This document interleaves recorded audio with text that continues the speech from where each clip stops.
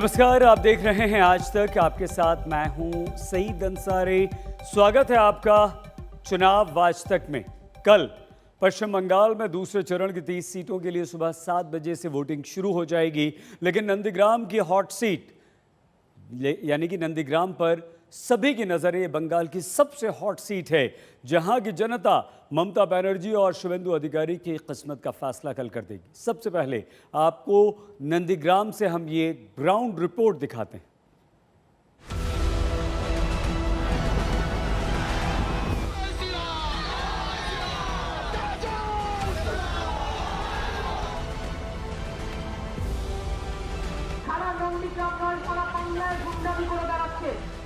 कुछ ही घंटे बाद देश के सबसे भीषण चुनावी संग्राम पर नंदीग्राम की जनता अपना फैसला सुनाने वाली है। ममता और बीजेपी एक दूसरे पर हिंसा का आरोप लगा रहे हैं। ममता ने बाहरी गुंडों का नाम लेकर इशारों में बीजेपी पर हमला किया, तो बीजेपी के कैलाश विजयवर्गीय ने वीडियो जारी कर आरोप लगाया कि टीएमसी के गुंडे बीजेपी समर्थकों को पीट रहे हैं। हुगली में जेपी नड्डा ने कहा कि ममता हार के डर से बौखला गई हैं। Yes, yesterday night the outsiders goons they threatened the people, especially Gokul Nagar, then Ball, and then there are some areas in Balarampur and other area. But we are already taking up the matter with the election commission. Let us hope that Nandigram must be allowed for free and fair election. ममता जी का हार निश्चित है, एक तरफा फैसला है। आप मुझसे चुनाव के नतीजों के बाद मिलिएगा, जरूर मिलिएगा, और मेरी बात को नोट कीजिएगा। ममता जी हार चुकी हैं और नंदीग्राम की जनता ने शुभेंदु जी को चुनना तय कर लिया है। नंदीग्राम एक बार फिर ममता के लिए आर पार की लड़ाई की भूमि बन गया है। वहीं बीते कुछ घंटों में कई छिटपुट घटनाएं हो रही हैं। ऐसे में कल के मतदान के लिए सीआरपीएफ ने कमर कस लिया है। पश्चिम बंगाल में दूसरे चरण का जो मतदान होना है, उससे पहले सुरक्षा को लेकर बहुत ज्यादा संजीदगी बरती जा रही है। जिस तरह के हालात रहे हैं इससे पहले के चुनावों में, इसीलिए इस बार जो सीएपीएफ की फोर्सेस है, खासकर जो सीआरपीएफ है, उनकी तैनाती नंदीग्राम को लेकर जितनी भी आशंकाएं लोगों के मन में होनी बिल्कुल भी नहीं चाहिए, क्योंकि यहां पर जब ये फोर्सेस मुस्तैद होंगे, जब ये वर्दीधारी वहां पर खड़े रहेंगे, तो अपराधी तत्व जितने भी हैं वो कुछ करना तो छोड़िए, वो कुछ सोच भी नहीं सकते हैं। पहले दौर के मतदान में भी यही नजर आया था, दूसरे चरण के मतदान में भी यही नजर आ रहा है। हिंदुस्तान के वो मजबूत कंधे तैयार हैं उन सभी अति संवेदनशील बूथ पर अपनी तैनाती के लिए, अपनी ड्यूटी निभाने के लिए, ताकि लोग बेखौफ बड़ी तादाद में आए, अपनी मर्जी के हिसाब से लोकतंत्र के इस पर्व को मनाएं। उधर हल्दिया में नंदीग्राम के लिए ईवीएम तैयार है, वहीं चुनाव अधिकारियों में उत्साह है।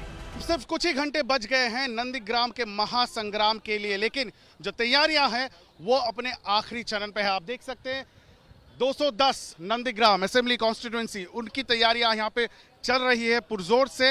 ये है ईवीएम डिस्ट्रीब्यूशन सेंटर हल्दिया के एसडीओ ऑफिस के ठीक बाहर। यहाँ पे बनाया गया है ईवीएम डिस्ट्रीब्यूशन सेंटर, और जितने भी कर्मचारी हैं, सरकारी कर्मचारी हैं जो इस वोट को परिचालना करेंगे, वो यहाँ पे भारी तादाद में सुबह से अपने काम में जुड़ गए हैं। सबको ईवीएम दिया जा रहा है।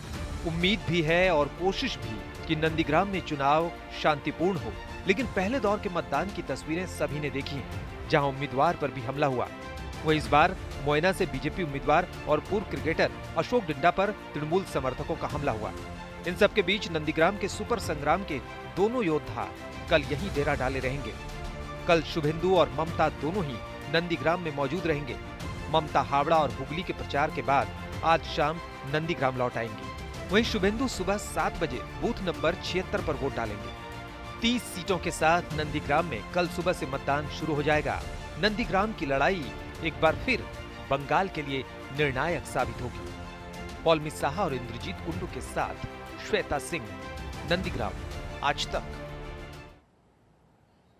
बंगाल की अगर कोई सबसे हॉट सीट है तो जाहिर सी बात है वो नंदीग्राम है, और नंदीग्राम की ये लड़ाई ममता बनर्जी के लिए बिल्कुल भी आसान नहीं है। यही कारण है कि ममता बनर्जी अब हर वो दांव आजमा रही हैं जो बीते 10 साल में उनके व्यक्तित्व और शासन के तौर तरीक़ों से बिल्कुल मेल नहीं खाता। यही कारण है कि जब ममता बनर्जी ने जनसभा में अपना गोत्र बताया तो बीजेपी ने कहा कि अब ममता हारने वाली है।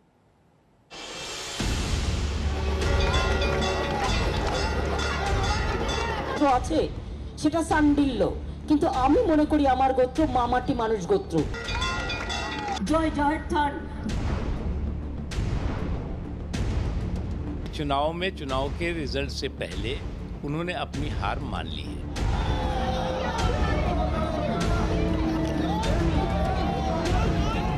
हारने वाले अक्सर ऐसा ही कहते हैं।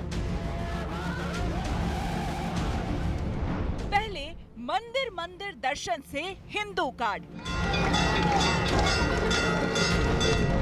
फिर चंडी पाठ से ब्राह्मण होने का दाव, বন্দিতাগ্নি যুগে দেবী সর্বসৌভাগ্যদায়িনী। अब नंदीग्राम के संग्राम में गोत्रगान। ना 10 साल का काम, ना धर्मनिरपेक्षता का मान। जीतना है नंदीग्राम तो लेना पड़ा गोत्र का नाम।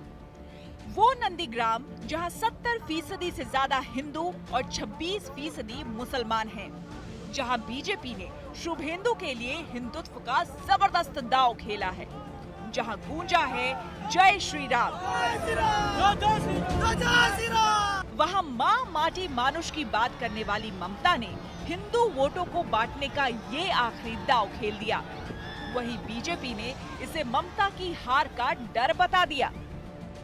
আমি ত্রিপুরায় ত্রিপুরেশ্বরী মন্দিরে পুজো দিতে গিয়েছিলাম।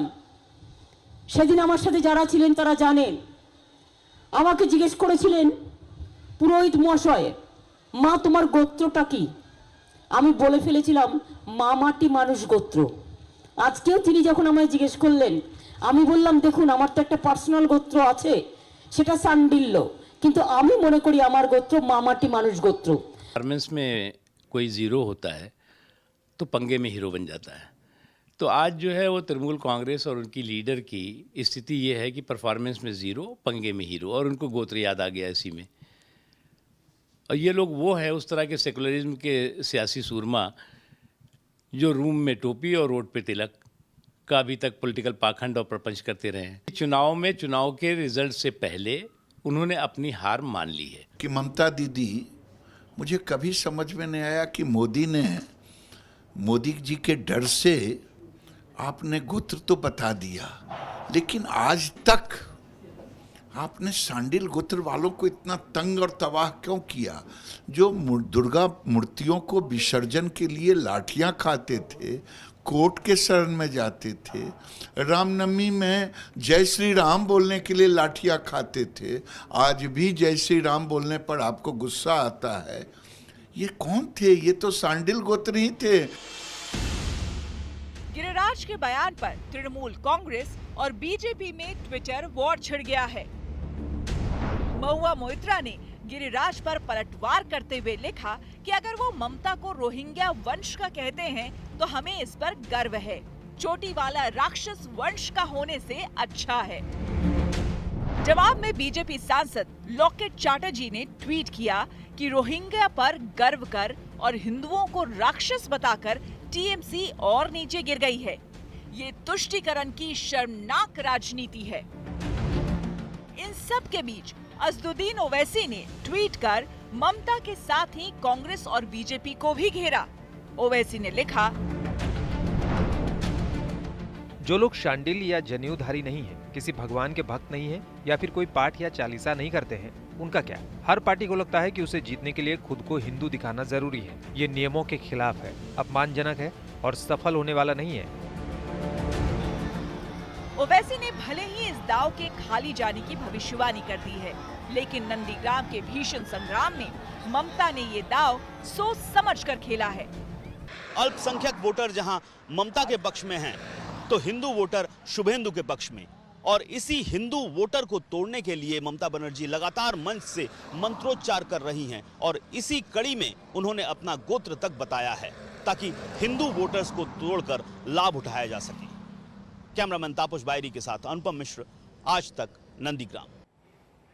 बहुत छोटा सा ब्रेक, लौटकर जब आएंगे तो बंगाल के बाद असम की बात करेंगे। वहां भी कल दूसरे दौर का मतदान है। राहुल गांधी कामाख्या मंदिर पहुंचे। देखते रहिए आज तक।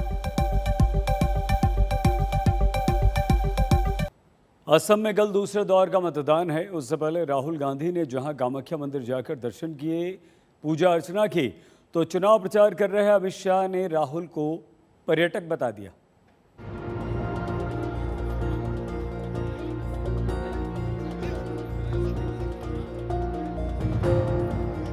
असम के चुनाव प्रचार के दूसरे दिन राहुल गांधी ने गुवाहाटी के कामाख्या मंदिर में दर्शन किए।